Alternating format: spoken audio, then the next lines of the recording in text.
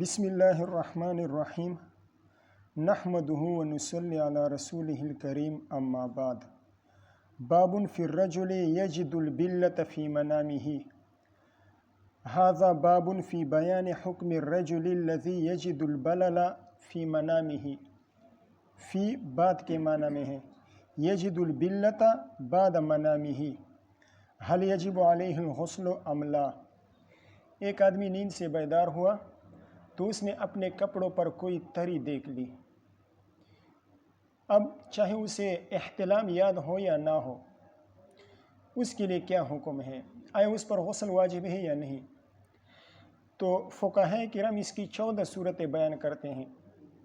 ابتداءً اس کی 4 صورتیں ہیں، پھر ابتداءً 7 صورتیں ہیں، پھر ان 7 صورتوں میں سے احتلام یاد ہوگا یا نہیں، تو 7 کو 2 میں ضرب دینے سے کل 14 صورتیں بنتی ہیں۔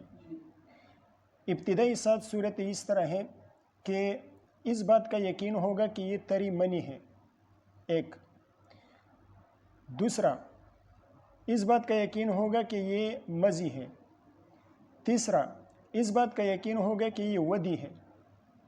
چوتھا، پہلے اور دوسرے میں شک ہوگا، یعنی یہ منی ہے یا مزی ہے، اس میں شک ہوگا۔ پانچواں، پہلے اور تیسرے میں شک ہوگا کہ آیا یہ منی ہے یا ودی ہے۔ چھٹا، دوسرے اور تیسرے میں فرق ہوگا کہ آیا یہ مزی ہے یا ودی ہے۔ 6 ہو گئے۔ 7ویں صورت، تینوں میں شک ہوگا، اسے پتہ نہیں چلے گا کہ یہ منی ہے یا مزی ہے یا ودی ہے۔ تو یہ کل 7 صورتیں ہو گئیں۔ پھر ان 7 صورتوں میں سے ایک صورت یہ ہے کہ 7 صورتوں میں اسے احتلام یاد ہو، اور دوسری صورت کہ 7 صورتوں میں اسے احتلام یاد نہ ہو، تو یہ کل 14 صورتیں بن گئی۔ اب تفصیل یہ ہے کہ تذکر احتلام، اگر احتلام یاد ہو تو اس صورت میں امام صاحب اور صاحبین تینوں کے نزدیک تیقن ودی کی صورت کے علاوہ باقی 6 صورتوں میں غسل واجب ہوتا ہے۔ اگر ودی کا یقین ہو پھر تو بالاتفاق غسل واجب نہیں، لیکن باقی 6 صورتوں میں بالاتفاق غسل واجب ہے۔ بات سمجھ میں آ گئی؟ یہ کون سی صورت؟ جب احتلام یاد ہو، اور اگر احتلام یاد نہ ہو تو تیقن منی کی صورت میں بالاتفاق غسل واجب ہوتا ہے، اور تیقن غیر منی کی صورت میں، یعنی منی کے علاوہ ودی یا مزی کا یقین ہو، تو اس صورت میں بالاتفاق غسل واجب نہیں ہوتا۔ احتلام یاد نہیں ہے اور منی کا یقین ہے، یہ تری جو دیکھ رہا ہے اس تری کے منی ہونے کا یقین ہے، تو بالاتفاق غسل واجب ہوتا ہے۔ اور اگر غیر منی کا یقین ہے، یعنی اسے یہ یقین ہے کہ یہ منی نہیں ہے، چاہے ودی ہو یا مزی ہو، تو اس صورت میں بالاتفاق غسل واجب نہیں ہوتا۔ بات سمجھ میں آ گئی؟ اور تیقن غیر منی کی صورتیں کتنی ہیں؟ 3 صورتیں ہیں۔ تیقن غیر منی کی 3 صورتیں ہیں: تیقن ودی، تیقن مزی، اور شک بین المزی والودی۔ ودی کا یقین ہو تو غیر منی کا یقین ہو گیا، مزی کا یقین ہو تو غیر منی کا یقین ہو گیا، اور مزی اور ودی میں شک ہو تو پھر غیر منی میں شک ہو گیا، یعنی منی کا بالکل اسے وہم گمان بھی نہیں ہے، تو اس صورت میں بالاتفاق غسل واجب نہیں ہوتا۔ بات سمجھ میں آ گئی؟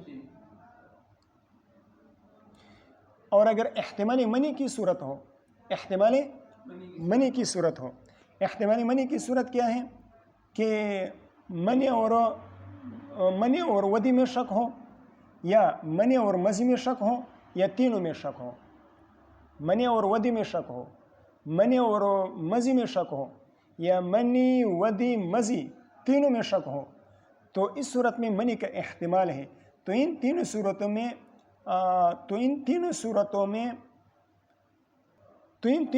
میں غسل واجب ہوتا ہے یا نہیں؟ تو اس صورت میں امام صاحب اور امام محمد رحمہ اللہ کے نزدیک غسل واجب ہوتا ہے، جبکہ امام ابو یوسف رحمہ اللہ کے نزدیک غسل واجب نہیں ہوتا۔ اس ساری تفصیل کا حاصل اور خلاصہ یہ ہو گیا کہ عدم تذکر احتلام کی صورت میں امام ابو یوسف رحمہ اللہ کے نزدیک صرف تیقن منی کی صورت میں غسل واجب ہوتا ہے اور باقی چیز صورتوں میں غسل واجب نہیں ہوتا، جبکہ حضرت طرفین رحمہم اللہ کے نزدیک تیقن منی اور احتمال منی کی تینوں صورتوں میں، تیقن منی کی صورت میں اور احتمال منی کی تینوں صورتوں میں، احتمال منی کی تینوں صورتیں کون کون سی تھیں؟ منی اور مزی میں شک ہوں، منی اور ودی میں شک ہوں اور تینوں میں شک ہوں، تو یہاں پر صرف منی کا احتمال ہے، تو ان تینوں صورتوں میں حضرت طرفین کے نزدیک غسل واجب ہوتا ہے۔ امام ابو یوسف رحمہ اللہ کے نزدیک تیقن منی کی صورت میں غسل واجب ہوتا ہے، یعنی جب احتلام یاد نہ ہو تو تیقن منی کی صورت میں غسل واجب ہوتا ہے، اور طرفین کے نزدیک 4 صورتوں میں غسل واجب ہوتا ہے، ایک صورت تیقن منی کی ہے اور 3 صورتیں احتمال منی کی ہیں، تو ان 4 صورتوں میں امام صاحب اور امام محمد رحمہ اللہ کے نزدیک غسل واجب ہوتا ہے۔ یہ تمام صورت ہو گئی احناف کے مذہب کی۔ اب امام شافعی رحمہ اللہ کیا فرماتے ہیں؟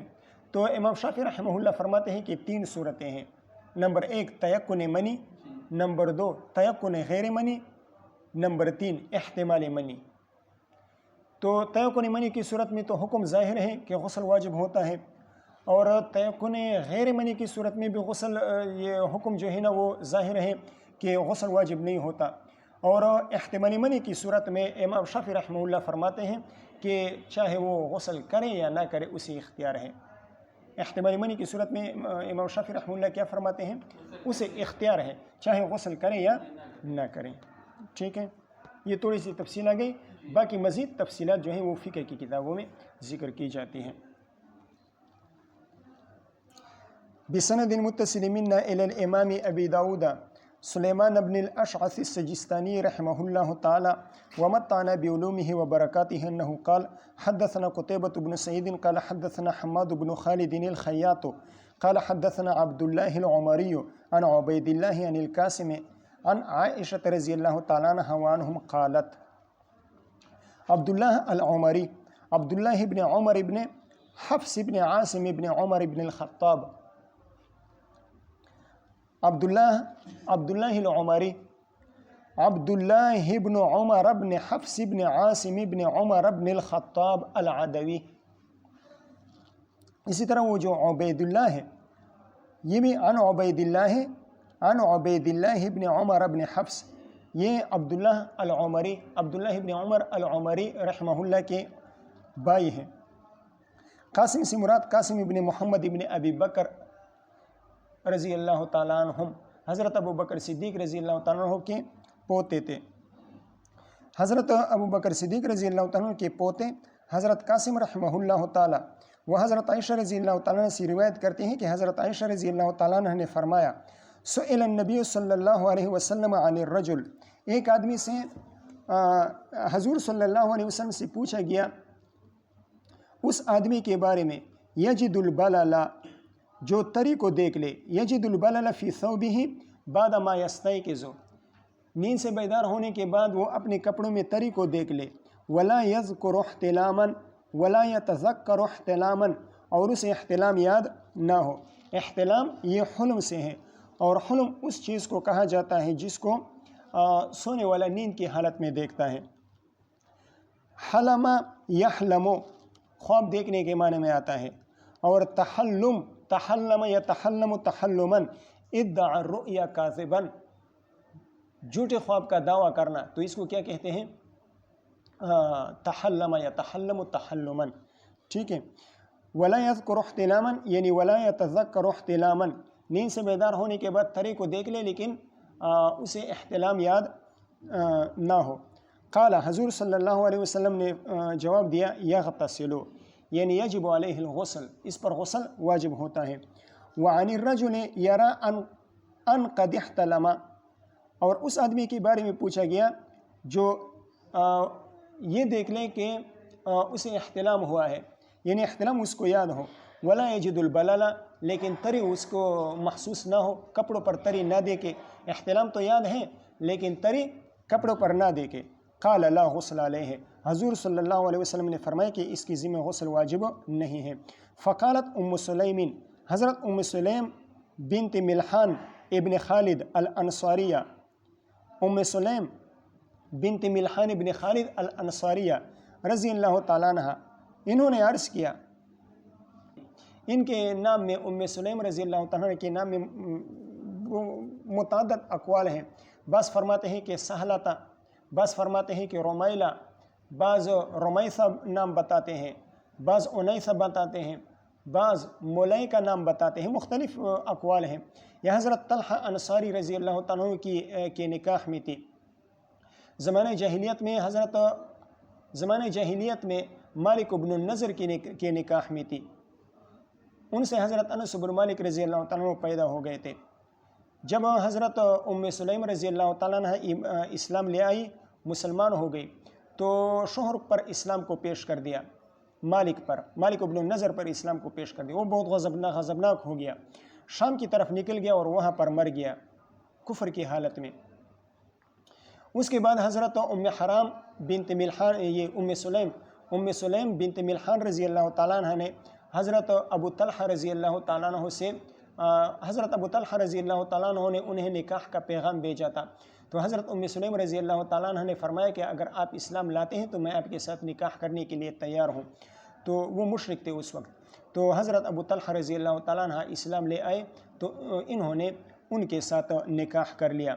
تو یہ حضرت ام سلیم رضی اللہ تعالیٰ عنہ نے حضور صلی اللہ علیہ وسلم سے عرض کیا، المرأۃ تری ذالک، المرأۃ تری ذالک، یعنی المرأۃ تری البلل، المرأۃ تری البلل ولا تتذکر احتلاما ولا تتذکر الاحتلام، عورت تری کو دیکھ لے لیکن اسے احتلام یاد نہ ہو، علیہا غسل، آیا اس پر غسل واجب ہے؟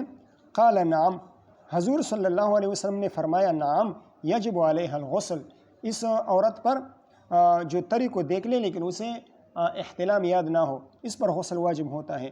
انما النساء شقائق الرجال، بے شک عورتیں وہ نظائر الرجال ہے، وہ امثال الرجال ہے، فی الطباع والاخلاق، طبیعتوں میں عورتیں جو ہیں وہ مردوں کے مشابہ ہیں، مردوں کی نظیر ہیں، یعنی جس طرح مردوں کو احتلام ہوتا ہے اسی طرح عورتوں کو بھی احتلام ہوتا ہے، لیکن مردوں کا چونکہ اعلیٰ تناسل باہر ہوتا ہے تو مردوں کا احتلام کثرت کے ساتھ ہوتا ہے، اور عورت کا اعلیٰ تناسل وہ اندر کی طرف ہوتا ہے۔ اعلیٰ تناسل نہیں، یہ جو وہ ہے، سمجھ گئے نا، وہ اندر کی طرف ہوتا ہے، کپڑوں کے ساتھ ٹچ نہیں ہوتا، کپڑوں کے ساتھ وہ لگتا نہیں ہے، تو ان میں احتلام بہت ہی نادر ہوتا ہے، بہت ہی کم ہوتا ہے۔ بات سمجھ میں آ گئی؟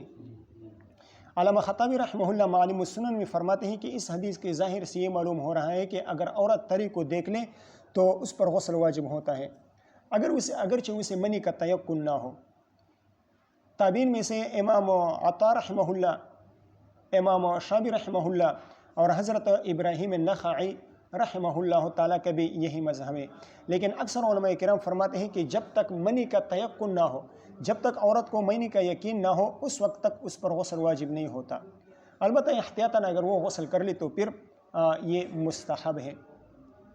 اور اگر عورت کو احتلام یاد ہو لیکن کچھ تری دکھائی نہ دے، اسے یہ تو یاد ہے کہ احتلام ہوا ہے لیکن کپڑوں پر تری نہ دیکھو تو بالاتفاق اس پر غسل واجب نہیں ہوتا ہے۔ ٹھیک ہے۔ باب فی المرأة ترى ما يرى الرجل، هذا باب في بیان حکم المرأة التي ترى في منامها ما يرى الرجل، یہ باب ہے اس عورت کے بارے میں جو نیند کی حالت میں وہ چیز دیکھ لے جو چیز کیا دیکھتا ہے؟ مرد دیکھتا ہے، یعنی احتلام ہو جائے۔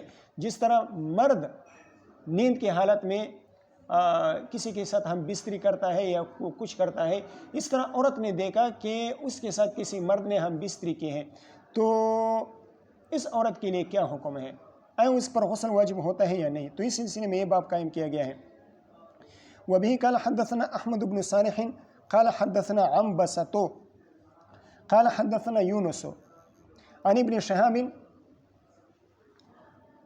قال عروة عن عائشة رضی اللہ تعالیٰ عنہ، عنبسة بن خالد، اور یونس سے مراد یونس بن یزید ہے، حضرت عروة بن زبیر رضی اللہ تعالیٰ عنہ حضرت عائشہ رضی اللہ تعالیٰ عنہ سے روایت کرتی ہیں، ام سلیم الانصاریۃ وہی ام انس بن مالک، حضرت ام سلیم بنت ملحان جو کہ حضرت انس بن مالک رضی اللہ عنہ کی والدہ تھی، قالت انہوں نے حضور صلی اللہ علیہ وسلم سے عرض کیا، یا رسول اللہ ان اللہ لا یستحی من الحق، ان اللہ لا یستحی من الحق، بے شک اللہ تعالیٰ حق کو بیان کرنے سے روکتے نہیں ہیں، اللہ تعالیٰ حق کو کسی کو حق بیان کرنے سے روکتے نہیں ہیں، لا یأمر بالحیاء من السؤال عن الحق، حیا اللہ تعالیٰ پر اللہ تعالیٰ یہ حیا جو ہے نا یہ انفعال اور تاثر کے قبیل میں سے ہے، اور اللہ تعالیٰ انفعال اور تاثر کو قبول نہیں کرتے، تو یہاں پر حیا کا لازمی معنی مراد لیں گے جو کہ ترک ہے اور امتناع ہے، ترک اور امتناع ہے، تو مطلب یہ ہو جائے گا کہ حق سے سوال کرنے، حق کے بارے میں سوال کرنے سے اللہ تعالیٰ کسی کو روکتے نہیں ہیں۔ آپ یوں کہیں کہ لا یمتنع من بیان الحق، لا یمتنع اللہ احدا من بیان الحق، اللہ تعالیٰ کسی کو حق بیان کرنے سے روکتے نہیں ہیں۔ اچھا، یہ آئندہ سوال کے لیے ایک قسم کی تمہید تھی۔ ارأیت المرأة یعنی اخبرنی المرأة اذا رأت فی المنام ما یری الرجل اتغتسل ام لا، اگر کوئی عورت نیند کی حالت میں وہ چیز دیکھ لے جو مرد دیکھتا ہے، آیا اس پر غسل واجب ہوتا ہے اس عورت پر یا نہیں؟ قالت عائشہ، حضرت عائشہ رضی اللہ تعالیٰ عنہ فرماتی ہیں، فقال النبی صلی اللہ علیہ وسلم نعم، جی ہاں، یجب علیہا الغسل، اس پر غسل واجب ہوتا ہے، فلتغتسل اذا وجدت الماء، چاہیے کہ وہ غسل کر لے اگر وہ پانی کو دیکھ لے، پانی سے مراد منی ہے، اذا وجدت الماء یعنی اذا وجدت المنیہ، صرف احتلام سے وجوب غسل لازم نہیں آتا، وجوب غسل نہیں آتا، صرف احتلام سے غسل کا وجوب نہیں آتا جب تک اس نے کچھ تری نہ دیکھے ہو۔ فلتغتسل اذا وجدت الماء، فلتغتسل اذا وجدت المنیہ، جب وہ منی کو دیکھ لے تو پھر کیا کر لے؟ غسل کر لے۔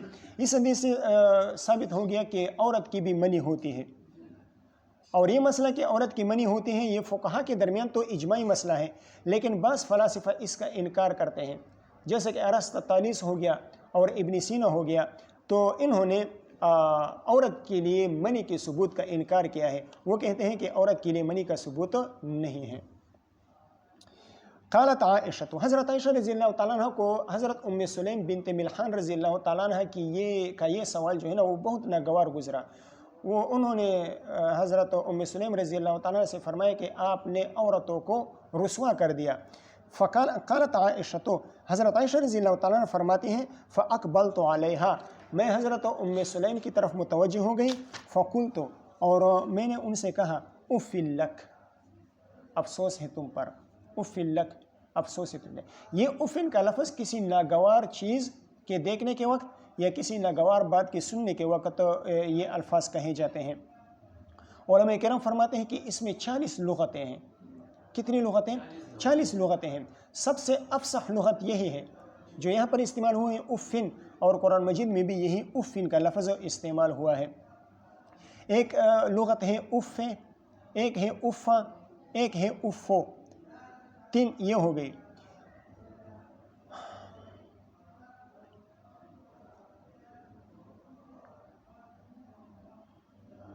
تیسری صورت ہے افن، چوتھی، 5ویں ہے افن، چھٹی ہے افن، افا، اف، افو، افن، افن، افن، اور 7واں ہے افا، اور 8واں ہے اف، اور 9واں ہے افی، اور 10واں ہے افہ۔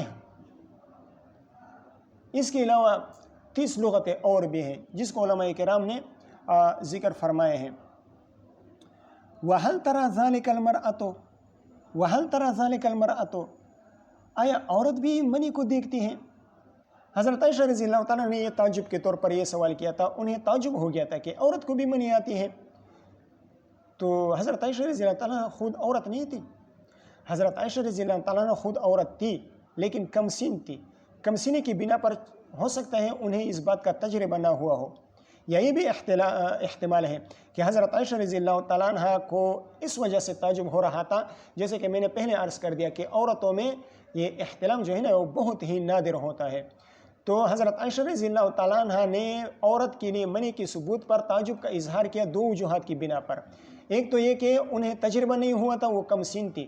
دوسرے یہ کہ عورتوں میں احتلام وہ بہت ہی شاذ و نادر ہوتا ہے، تو اس وجہ سے حضرت عائشہ رضی اللہ تعالیٰ عنہ کو ہو سکتا ہے احتلام کا تجربہ نہ ہوا ہو، احتلام کی نوبت نہ آئی ہو، اس وجہ سے انہوں نے تعجب کا اظہار فرمایا۔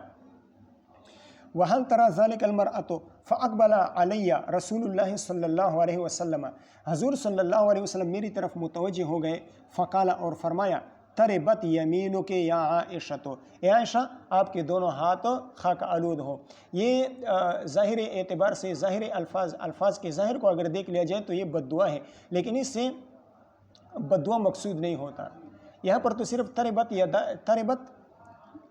تربت یمینوں کے الفاظ ہیں، تربت یمینوں کے، لیکن کبھی کبھی اس طرح کی ترکیب آ جاتی ہے انعم صباحا تربت یمینوں کا، انعم صباحا تربت یمینوں کا، تو انعم صباحا کے الفاظ یہ دعا ہے، تو جب دعا ہے تو تربت یمینوں کا یا تربت یدا کا یہ بھی دعا پر محمول ہوں گے۔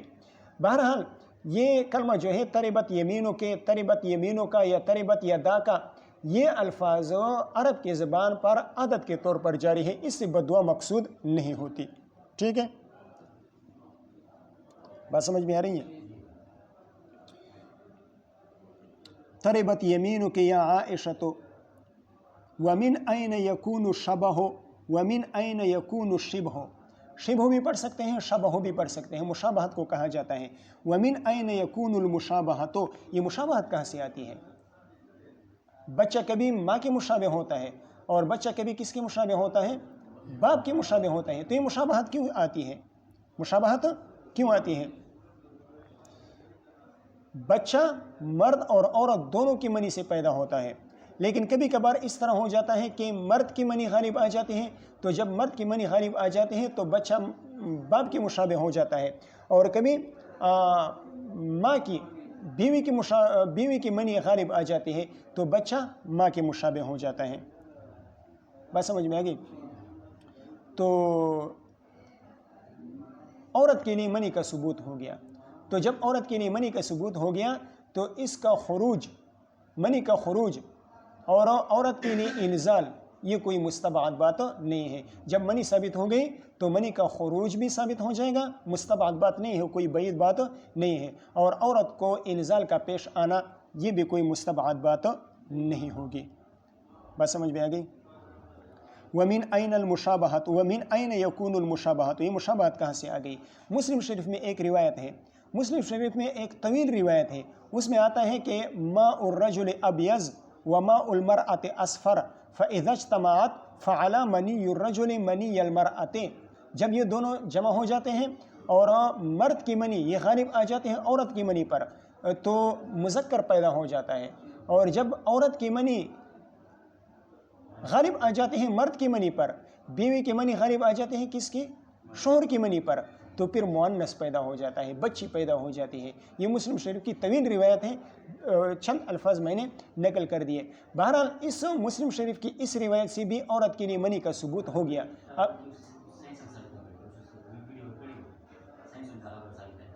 ہاں سائنس وائی، اچھا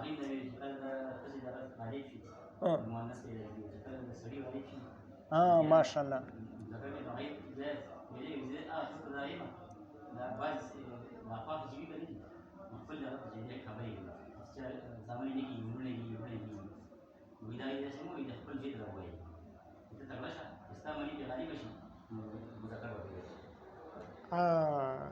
ماشاء اللہ قیمتی خبر ہے کڑے میں۔ اچھا ٹھیک ہے، تو اس حدیث مسلم شریف کی حدیث اور حضرت کی بات سے یہ ثابت ہو گئی، یہ بات ثابت ہو گئی کہ عورت کی بھی منی ہوتی ہے۔ ٹھیک ہے، قال ابو داود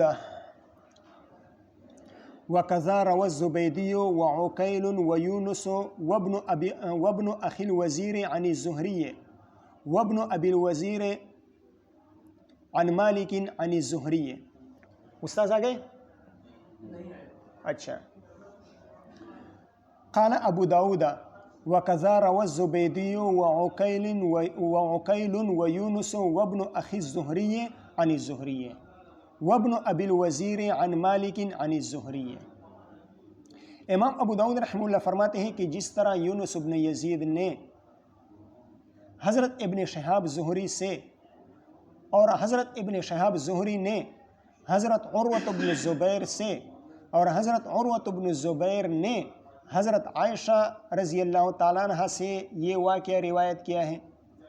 واقعہ حضرت عائشہ رضی اللہ تعالیٰ عنہ کا ہے حضرت ام سلیم رضی اللہ تعالیٰ عنہ کے ساتھ.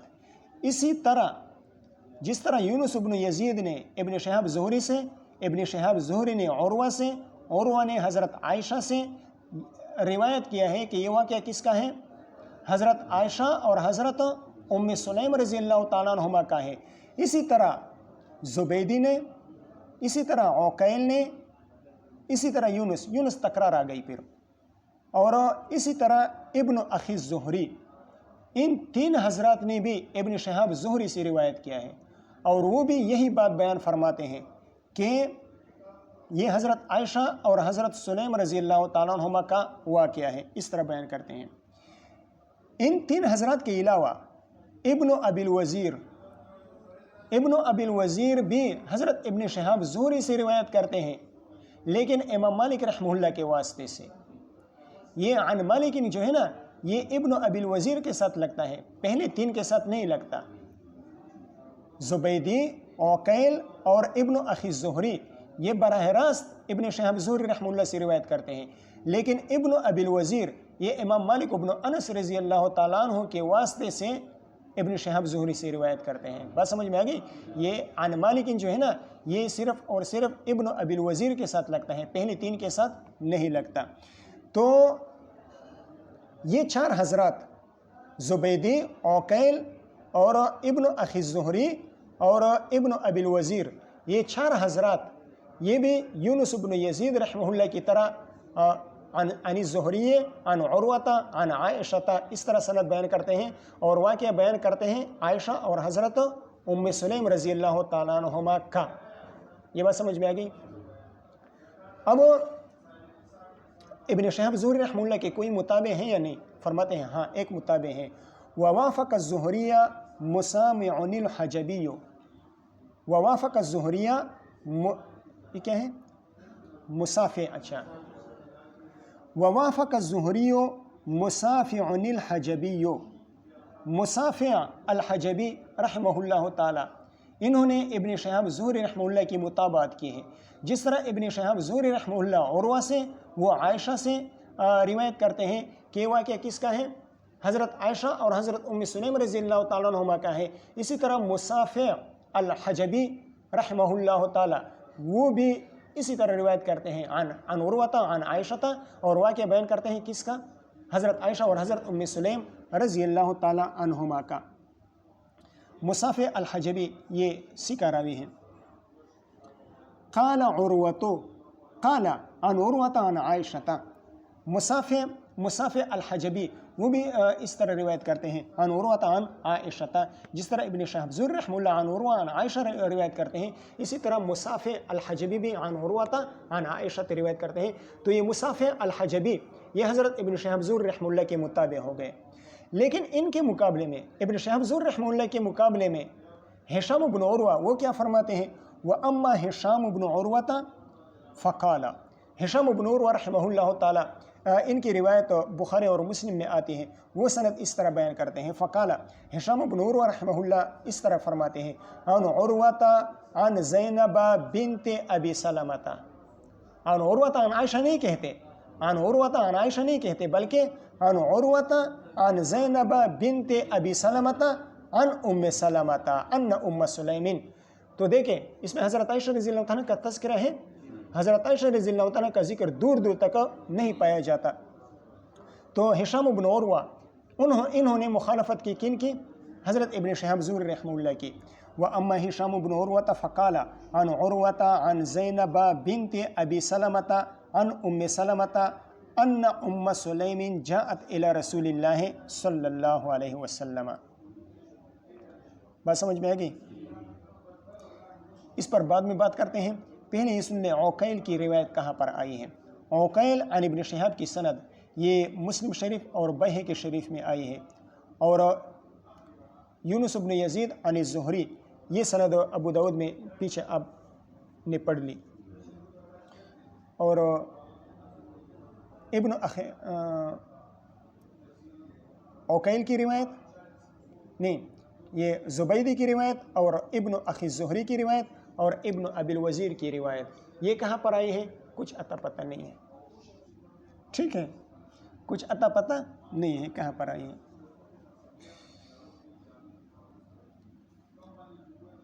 حضرت زینب رضی اللہ تعالیٰ عنہ حضور صلی اللہ علیہ وسلم کی ربیبہ تھی. ان کی ماں کا نام ام سلیم تھا. ان کی ماں کا نام ام سلیم تھا. چلو یہ بعد میں پڑھتے ہیں. استاذ آ گئے؟ چلو ٹھیک ہے، یہ پھر بعد میں کل انشاءاللہ پڑھ لیں گے. کل کا سبق تھوڑا سا ہے تو انشاءاللہ ہو سکتا ہے. ٹھیک ہے.